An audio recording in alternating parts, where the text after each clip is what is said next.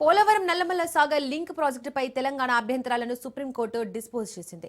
దీనిపై స్పందించిన మంత్రి నిమ్మల నాయుడు వృధాగా సముద్రంలో కలుస్తున్న 3000 టీఎంసీల నీటిలో 200 టీఎంసీలు మాత్రమే వాడుకుంటామని స్పష్టంగా చెబుతున్నామని అన్నారు.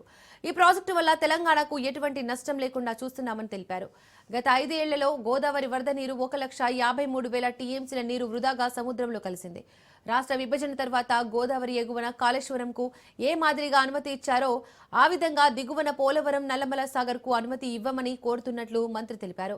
ఆనాడు రాష్ట్ర విభజన తర్వాత కాళేశ్వరాన్ని తెలంగాణ నిర్మాణం చేస్తున్నా మేము అడ్డుకోలేదని మంత్రి నిమ్మల రామనాయుడు గుర్తు చేశారు. పోలవరం నల్లమల సాగర్ ప్రాజెక్టుకు సంబంధించి మేము ముందు నుండి కూడా చెప్తూ ఉన్నాం. ఏదైతే ప్రతి సంవత్సరం కూడా గోదావరి వరద జలాలు వృధాగా 3000 టీఎంసీల నీరు సముద్రంలో కలిసిపోతుందో ఆ నీటిలోనే వరద కాలం 100 రోజుల్లో రోజుకి 2 టీఎంసీలు చెప్పున ఓన్లీ 200 టీఎంసీలు మాత్రమే మేము ఉపయోగించుకుంటాం. ఇంకా 2800 టీఎంసీలు సముద్రంలో ఉప్పు నీటిలో కలిసిపోతుందని మొదటి నుంచి మేము చెప్తూ ఉన్నాం. గత 50 సంవత్సరాల గోదావరి వరద నీరుని చూస్తే రికార్డులు చెప్తూ ఉన్నాయి. 1,53,000 టీఎంసీల నీరు వృధాగా సముద్రం ఉప్పు నీటిలో కలిసిపోయినటువంటి పరిస్థితి. అంతెందుకు ఈ సంవత్సరం చూసినా కూడా మరి 4,600 టీఎంసీల నీరు వృధాగా సముద్రంలో కలిసిపోయేటువంటి పరిస్థితి. అటువంటి వృధాగా సముద్రంలో కలిసిపోతున్నటువంటి నీటి నుండే ఈ పోలవరం నల్లమల సాగర ప్రాజెక్టుకి మేము రూపకల్పన చేస్తాం. మేము కూడా అడుగుతూ ఉన్నాం.